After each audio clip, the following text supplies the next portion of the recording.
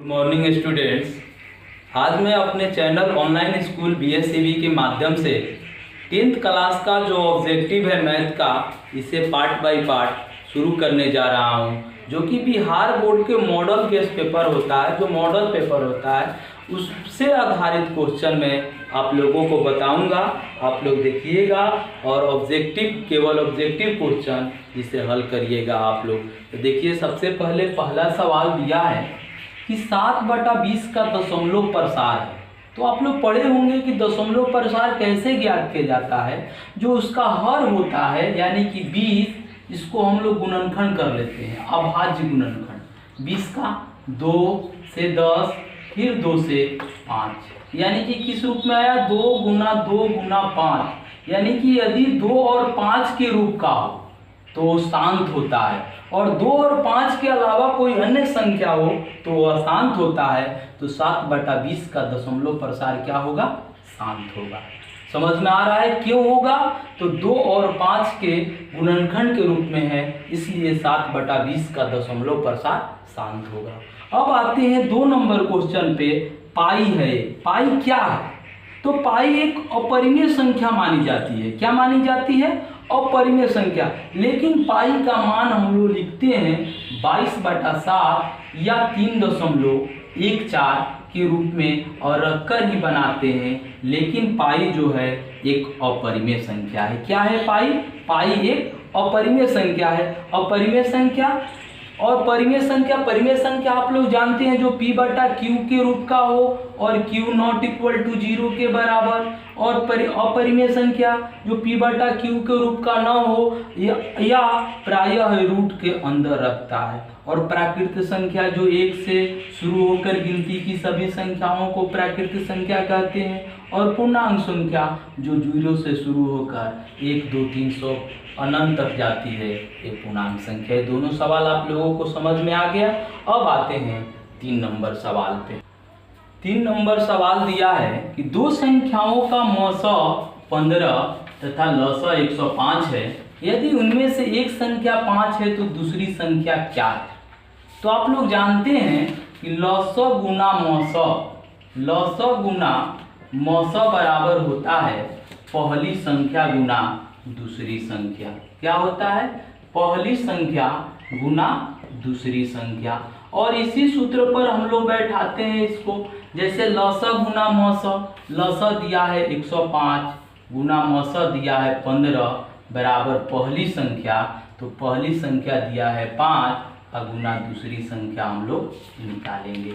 दूसरी संख्या निकालेंगे तो दूसरी संख्या कैसे निकलेगा, तो 5 ये गुना में है, इधर लाएंगे 105 गुना 15/5, और 5 से बचती है 15, ये कितना हो जा रहा है 315। इसका आंसर क्या आएगा 315। समझ में आ रहा है। 4 नंबर क्वेश्चन दिया है कि निम्नलिखित में कौन अपरिमेय संख्या है? अपरिमेय संख्या प्रायः रूट में रहती है, जिसे रूट से बाहर न निकाला जा सके। जैसे -9 और 16 का वर्गमूल करेंगे 4, तो P/Q का रूप का है, तो एक परिमेय संख्या। ये तो रूट के बाहर नहीं निकलेगा। इसको निकालेंगे तो 1/10, और इसको निकालेंगे तो 6/8, मतलब कि इसका आंसर क्या हो जाएगा √3/5। ये समझ में आ रहा है 3 और 4 नंबर। 5 नंबर क्वेश्चन दिया है कि निम्नलिखित में कौन द्विघात समीकरण है? तो द्विघात समीकरण का मूल रूप होता है ax² + bx + c = 0। इसमें देखेंगे द्विघात समीकरण क्या है। तो सबसे पहले आप लोग जाने, जो चर राशि है x का मान कभी भी रूट में नहीं होना चाहिए और न बटा में होना चाहिए। मतलब x का पावर, जो x का पावर है, x का पावर एक धनात्मक पूर्णांक संख्या होना चाहिए। क्या होना चाहिए? x का पावर एक धनात्मक पूर्णांक संख्या, धनात्मक पूर्णांक संख्या। अब हम लोग देखेंगे इसमें किसका है। जैसे ax² + 5√x, तो x का पावर यहाँ पर क्या हो गया 1/2। √x का मतलब हो गया x का पावर 1/2, तो पहला सवाल नहीं होगा। दूसरा को करते हैं, तो इसको जब इधर लाएंगे, जब 2 नंबर सवाल में कि 2x² और प्लस माइनस है इधर लाएंगे तो 2 एकम 2 यानी कि 2/x बराबर 0। तो इसका एलसीएम x, तो 2x³ प्लस 2 हो जाएगा बराबर 0, यानी कि 2x³ प्लस 2 बराबर 0। ये भी नहीं होगा, इसलिए कि इसमें अधिकतम घातांक 3 है, तो ये भी नहीं होगा। अब आते हैं सी नंबर पे, इसका भी देख रहे हैं पावर 3 है, तो ये भी द्विघात समीकरण नहीं होगा, यानी कि डी होगा। डी होगा कैसे, यदि याद करना हो तो x प्लस 1/x बराबर 2, यानी कि एलसीएम x² प्लस 1 बराबर 2, यानी कि x² प्लस 1 बराबर 2x, इधर लाएंगे तो x² माइनस 2x प्लस 1 बराबर 0, यानी कि द्विघात समीकरण के रूप में है। तो इसका आंसर क्या हो जाएगा, डी। अब आते हैं 188/220 का सरलतम रूप। सरलतम रूप मतलब वैसा रूप जिसमें जो सअभाज्य संख्याएं होनी चाहिए, जिसका एचसीएफ 1 होना चाहिए। जैसे हम लोग इसे कटा लेंगे 188/220, यदि इसको कटाते हैं हम लोग 4 से कट जाएगा, 4 चौका 16, 2 4 दूनी 4 7 28, 4 5 20 और 4 5 20, 47/55। इसका आंसर क्या होगा, डी, 47/55। यदि इस तरह न कटाने आए तो दोनों का हम लोग एचसीएफ निकाल लेंगे कि एचसीएफ कितना आएगा। तो एचसीएफ यदि हम लोग निकालते हैं 1 से 188, फिर इसको निकालेंगे 4, 10 में से 8 घटाएंगे 2 और 11 में से 32 और फिर इसको 88 से ले जाएंगे तो ये जाएगा, कितना से चल जाएगा, 5 से जाएगा, 5 से 160, फिर बचेगा 28, फिर इसको ले जाएंगे 1 में 4 बचेगा और 4 7 28, यानी कि एचसीएफ 4 आएगा। तो 4 से दोनों को कटा देते हैं, 47/55। इसका आंसर क्या आ जाएगा, 47/55। तो 5 6 समझ में आ गया। अब आते हैं 7 नंबर पे, किसी द्विघात बहुपदों के संयोजकों की अधिकतम संख्या होती है। मतलब अधिकतम संख्या क्या होती है, तो द्विघात बहुपद के संयोजकों की अधिकतम संख्या 2 होती है। यदि पूछा जाता कि त्रिघात बहुपद के संयोजकों की अधिकतम संख्या, तो 3, चतुर्थ घात की 4 और चतुर्थ घात की 4, और यदि रैखिक समीकरण होता है तो उसमें संयोजकों की संख्या क्या होती है, 1। तो द्विघात बहुपद पूछ रहा है तो इसमें क्या होगा, 2। समझ में आ रहा है। यदि त्रिघात पूछा जाए तो संयोजकों की अधिकतम संख्या 3, चतुर्थ घात पूछा जाए तो 4 और रैखिक समीकरण के संयोजकों की संख्या 1 होती है। अब आते हैं किसी पूर्णांक p के लिए विषम संख्या का रूप है।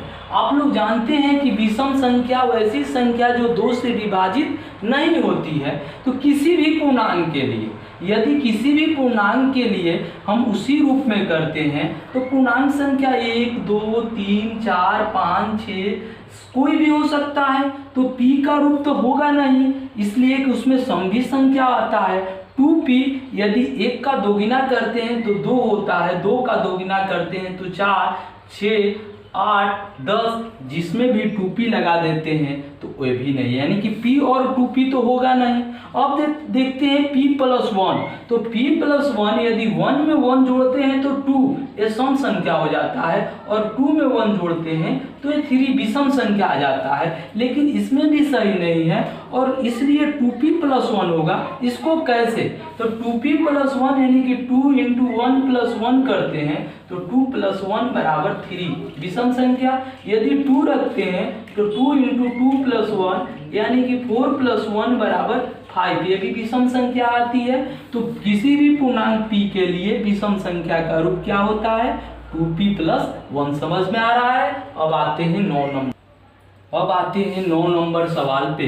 दिया है कि किसी O केंद्र वाले वृत्त के बाह्य बिंदु P से वृत्त पर 2 स्पर्श रेखाएं PR तथा PS खींची गई है। यदि PR बराबर 8 सेंटीमीटर तो PS बराबर कितना होगा। तो दे रहा है किसी O केंद्र वाले वृत्त के बाह्य बिंदु से, इसका केंद्र कितना है O, बाह्य बिंदु से वृत्त पर 2 स्पर्श रेखाएं PR और PS खींची गई है। क्या खींचा गया है, पी आर और पी एस खींची गई है। यहाँ पर पी आर और पी आर और पी एस स्पर्श रेखाएं खींची गई है। तो दिया है यदि पी आर बराबर 8 सेंटीमीटर तो पी एस बराबर कितना होगा। जब पी आर बराबर 8 सेंटीमीटर तो पी एस बराबर भी 8 सेंटीमीटर। आप लोग पढ़े होंगे वृत्त पर बाह्य बिंदु से खींची गई स्पर्श रेखाओं की लंबाइयां बराबर होती है, यानी कि पी आर बराबर पी एस। तो पी आर बराबर पी एस, तो पी आर 8 सेंटीमीटर तो पी एस भी कितना होगा 8 सेंटीमीटर। अब आते हैं 3 नंबर सवाल पे। यदि अल्फा कमा बीटा और गामा त्रिघात बहुपद ax³ plus bx² plus cx plus d के शून्यक हो तो alpha into beta plus beta into gamma plus gamma into alpha बराबर क्या होगा, तो c बटा a होगा। आप लोग जानते हैं alpha plus beta plus gamma मतलब शून्यकों का योगफल, तो शून्यकों का योगफल बराबर होता है -b बटा a। किसमें, त्रिघात बहुपद में, और द्विघात बहुपद में भी होता है -b बटा a। और दो शून्यकों के गुणनफलों का योग यानी कि alpha into beta plus beta into alpha plus alpha into beta plus beta into gamma plus gamma into alpha बराबर c बटा में a। और alpha into beta into gamma यानी कि शून्यकों का गुणनफल बराबर होता है -d बटा a। क्या होता है, -d बटा में a। तो आप लोग समझ रहे हैं इसका आंसर क्या होगा, c बटा a। बस इतना ही। आप लोग हमारे चैनल ऑनलाइन स्कूल BSCB को लाइक शेयर और सब्सक्राइब कीजिएगा। धन्यवाद।